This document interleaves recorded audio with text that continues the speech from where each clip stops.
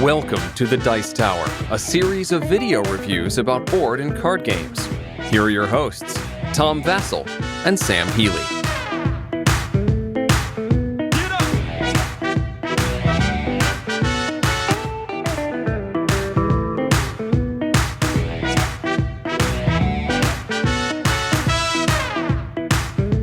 Hey folks, welcome to Miami Dice. I'm Tom Vassell. I'm Z Garcia. And I'm Sam Healy. Oh, wow, the hand got so big there. We've been doing recently some games that, not new games, but games that never got a video review from us. So we're taking a look at this is one of your favorites. One of mine. Sam's baby. Stone Age. Now I have one of the first editions of Stone Age. You'll notice my box is a normal size box. The newer versions are fatter. My version is taller. I've never actually figured out why. I don't know why either. But I believe, if I'm not mistaken, this when it came sealed in the box, it came sealed. The sheets that had the punch out boards actually it came sealed like thus, like it actually came lifted, and then when you punched everything, it would sit back down. But I guess they wanted it to not sit that way, shrink wrapped. I think that's why they did. okay, actually, yeah, I've noticed. I hate that when a game comes in and it's like that, and you're like, oh, okay, I'll take this stuff out and punch it, and you put it on, and it's still like that. We got you. Okay, Stone Age is a worker placement game in which you are in the Stone Age trying to build up your Stone camp. Age people. Yes, Your and village. through various means. Let me show you.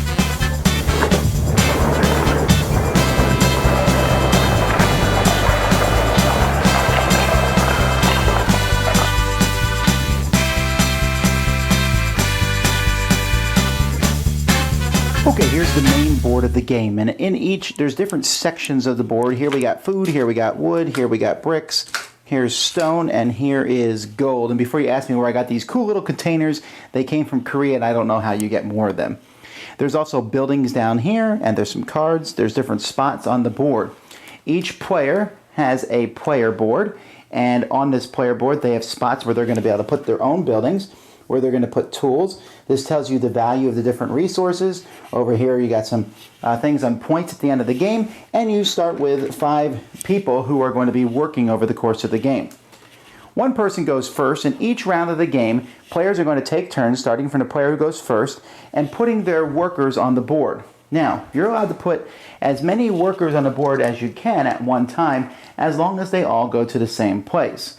So if, for example, I send someone here, there's only a spot for one worker there. You can see this circle for one, so then I'm done. But if I went up here to the bricks, you can see that there's spots for up to 7 workers, so maybe I'll send 3 of my workers there to the bricks. If I go here to the hut, I would have to send 2 workers. You send 2 or none at all. This is what's affectionately known as the love hut. After everyone has put out their workers into different spots, and by the way, you can put workers on top of these buildings, you can put workers on cards, you can send workers out here to work in the fields. There's no spaces there because it's unlimited how many people can go out here. After we do that, each person will pull their workers back and resolve where they go. It's very simple. If you send 2 people here, they produce you another worker for future turns. Huzzah, mazel tov. If you send a worker here to the fields, then over here on the side of the board, everyone has a food track. You'll move your cube up 1 on the food track. If you send your workers here, you will take a tool and you will add it over to your player board. If your player board is completely filled up with level 1 tools, then you will turn them over to level 2s, and they can go up to level 3s and 4s. If you put your workers up here to gather resources, let's say I have 2 workers here in the field. If that happens, I am then going to roll 2 dice since I sent 2 workers. So I roll those dice, I get 5. I divide that by 2, and I get 2, you don't count the remainder, and that means I will get 2 food here from the working spot. Now if I have tools, I can use each tool once per round. You can rotate them a little bit to show that you've used them, to add 1 to my roll. So perhaps I might add 1 to the roll here, in which case I would have 6 and I would get 3 food. But maybe I would send 3 workers there, and then look at that, I get 8, 10, I'm going to get 5 food. So you can get a lot of food depending on the number of workers. The same thing happens at each of these other places, except here you divide by 3, divide by 4, divide by 5, and divide by 6. See kids, division does matter. If you go down to the cards spots here, you can put your workers on these. When you put a worker, when you resolve it, you have to pay that many resources. They can be any of the 4 types: wood, brick, stone, or gold. And then you get the card. The card will give you some scoring at the end of the game, but also will give you some immediate resource. Like this one gives you a gold. This one gives you 1 food. This gives you 7 food. This gives you 2 tools. Then, of course, you want to be able to build buildings. Here is where you get most of the points of the game. If you go here, you need to build that building immediately. You have to pay the resources on it. So this one needs a wood, brick, and gold. This one needs 2 wood and a brick. This needs 1 to 7 resources of whatever type you'd like. The points depend on the value of those resources as shown on your player board. Here you need 5 resources of exactly 4 types. Here you need 4 resources, but only 1 type. So there's different sorts of buildings. When you build those buildings, as I said, they will go over here on your player board. Now at the end of your turn, when you get all your people back in your camp, you will have to pay 1 food for each person that you have. If you can't pay food, then you might have to give up other resources instead, which no one wants to do. And if you don't have any other resources to give up, you'll lose 10 points, so that can be a bad thing. The game will continue until either the buildings run out or the cards run out. At that point, you've already scored for the buildings that you have. You will score for the cards. Several of the cards have green items on the bottom of them. Depending on how many different of those items that you have will depend over here how many points you get. So for example, if I have 6 items, I'll get 36 points. It's basically the square of the number of different items that you have. Other cards will give you points depending. For example, this card here, the Shaman, I get 1 point for every person I have in my camp at the end of the game. And it's possible to double up or triple up on some of these cards. So if I have 2 of these cards, I would get 2 points for every person I had at the end of the game. If I had 3, or if I have one like this here, this one gives me 2 points. So here I would get 4 points for every worker at the end of the game. Other cards give you points for every tool that you have at the end of the game. Others for your grain track. Oh, grain track's important. By the way, when you have to feed your people every turn, the grain track provides you with automatic food, whatever number it's at, that you will have to feed your people. So it's a good thing. And then some cards give you points for every building that you've built. Whoever has the most points is the winner of the game. We're going to start with you since you like this game so much. What is like the thing that just makes you really, what really draws you to this? I like the way that the different victory tracks work together. And what I mean by that, there's different paths to victory. And you can do a little bit of this and a little bit of that. Or you can go, you can kind of go all with the huts. You can go with a house building mechanic. You can go with a card building mechanic to where you're trying to get all of your points there.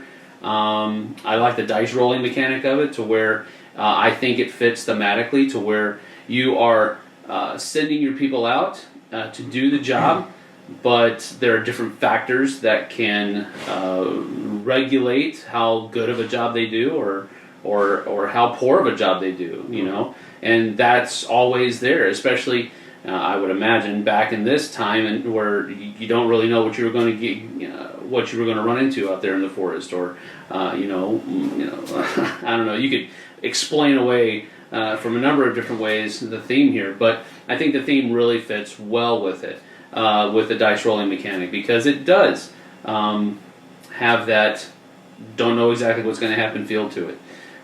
So I think there's just a lot of different ways. I think there are some obvious things that you almost there's some scripted almost decisions that when you're the first player you definitely should go here.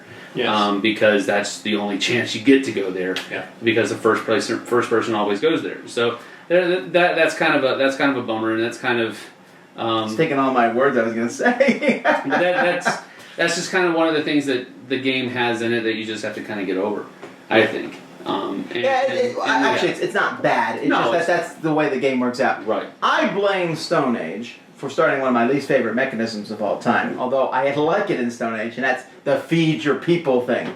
I think this is one of the first games that did that. Like, every turn, feed your people. But in this game, it's kind of like, oh, okay, I need to feed my people. Well, no problem. I'm going to have a kid and send them out in the fields to It's work. so Or you easy. increase your grain track. You can starve, but if you do, you're kind of dumb. No, I wouldn't say you're dumb. You're just you're ignoring a certain part of the game at the wrong time. I would say it that way. You're humans.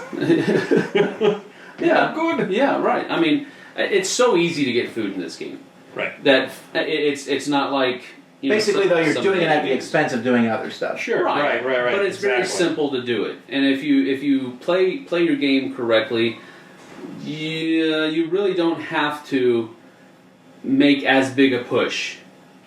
You maybe do it once, and then you're pretty much set. As long as you play other parts of the game, you're pretty much set for the rest of the game. Do you like the push your luck aspects of this? No, I don't.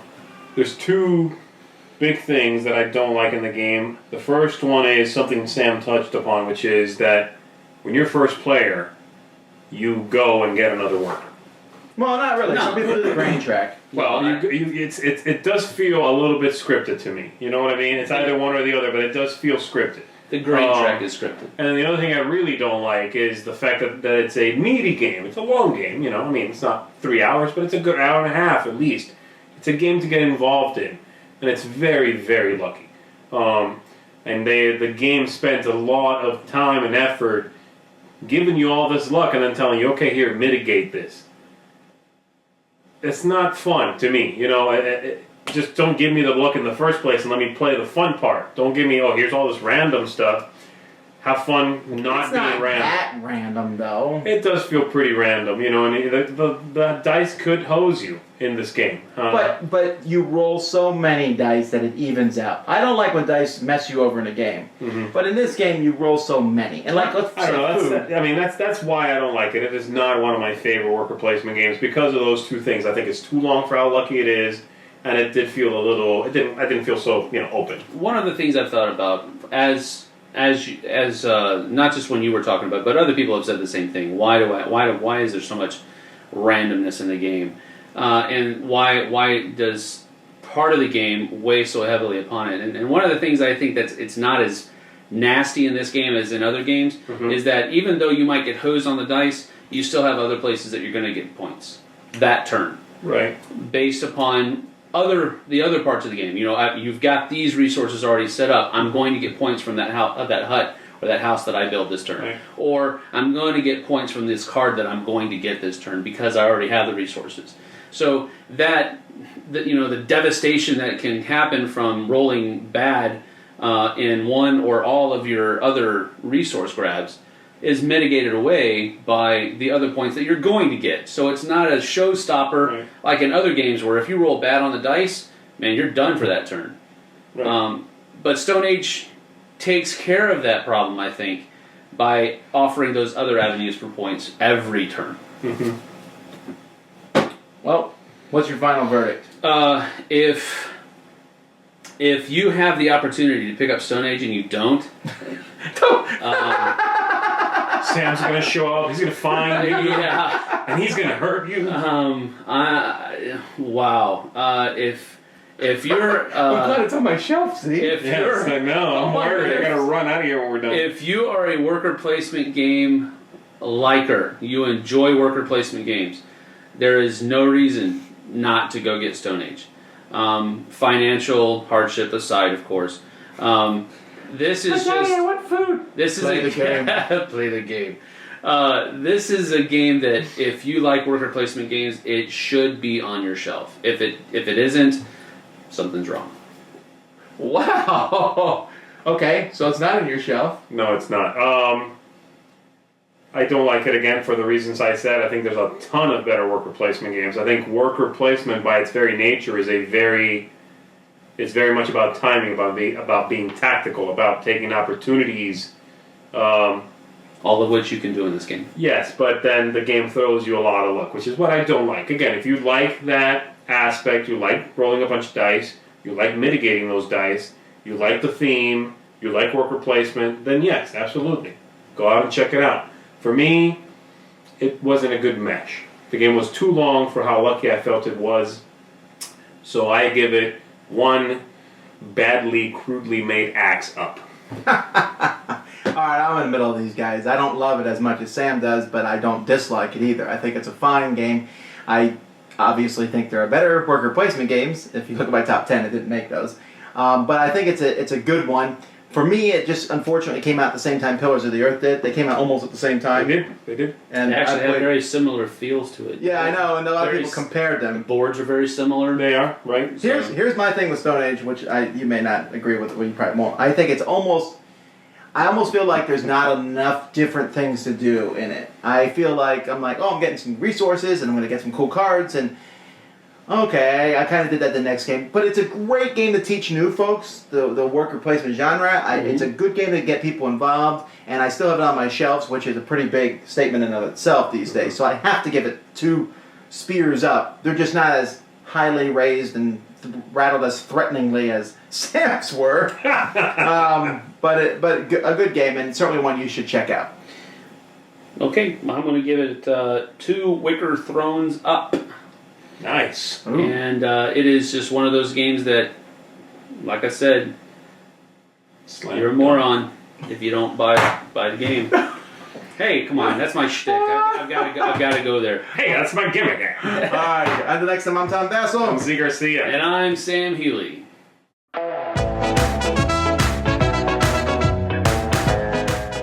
Thanks so much for watching the Dice Tower videos. Find more great videos and reviews, as well as our top-rated audio podcast at Dicetower.com. You can also find other great shows at Dicetowernetwork.com. I'm Eric Summerer, and you've been watching The Dice Tower. The Dice Tower is sponsored by Cool Stuff Inc., where you can find great games for great prices. Cool stuff in stock. Check them out at CoolStuffInc.com.